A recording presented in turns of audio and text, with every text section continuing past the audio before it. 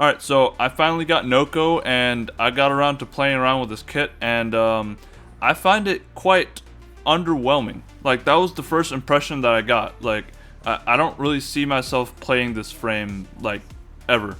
And part of the reason for that might be he's just not my type of frame, but I do think he has some pretty big problems that I want to address. So let me go over his abilities right quick. His first ability sends out a mushroom that pulses a viral AoE pulse that inflicts viral and puts enemies to sleep. The second ability throws down a mushroom that increases ability strength and grants energy to all nearby allies. The third ability, he turns into a little sprogling and then heals health and then shield, I think, if you're full health, at a quite slow rate, and you're invulnerable. And then the fourth ability launches a bouncing projectile that bounces between enemies and your mushrooms, and it gains crit chance every bounce.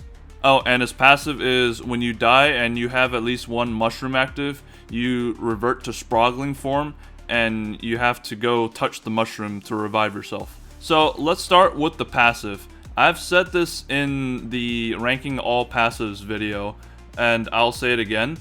I think that a passive that is only active or that is only effective when you die is a bad passive. So this is the same thing as Sevagoth or Inaros' passive.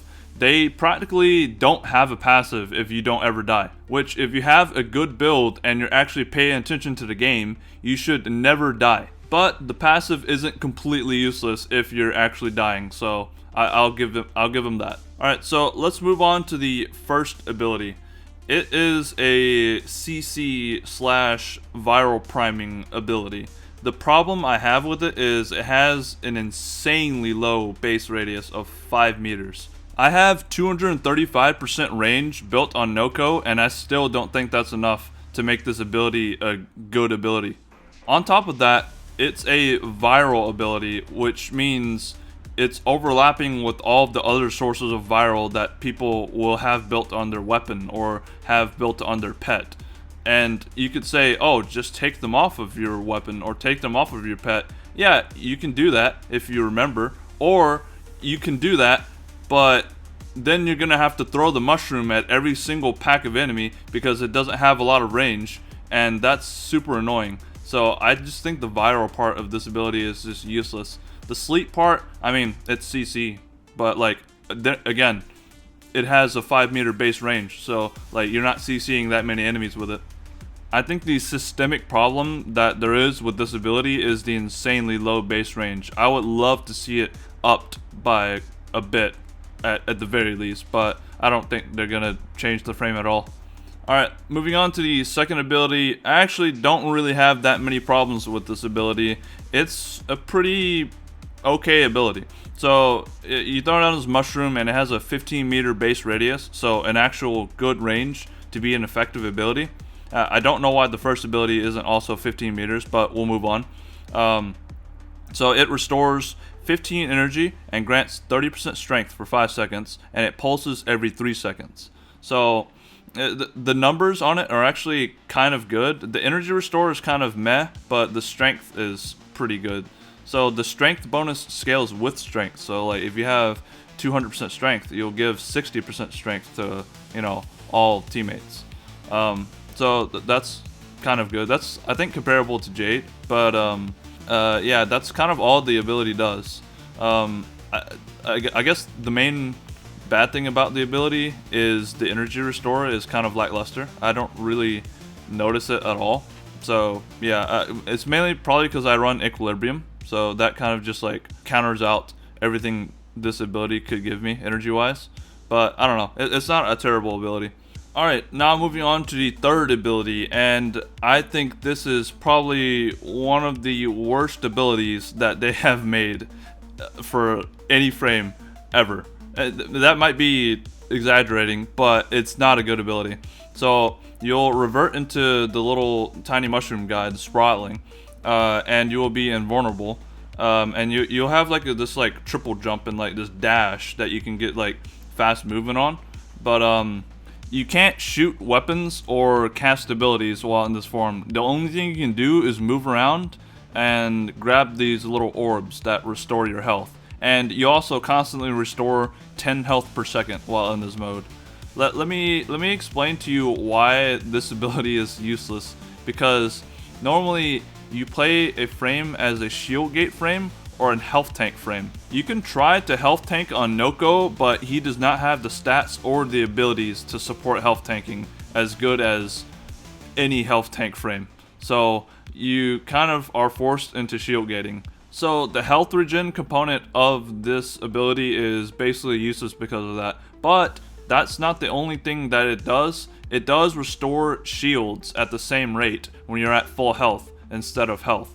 So you will get shields restored in the mode, but it's such a low rate that it won't even matter because other sources of shield getting yourself are so much more effective than just turning into this mode and sitting there for like 20 seconds waiting for your shields to get back up. Like the basis of shield getting is, oh, my shield is down, let me get my shield back up really quickly while killing these enemies that are attacking me.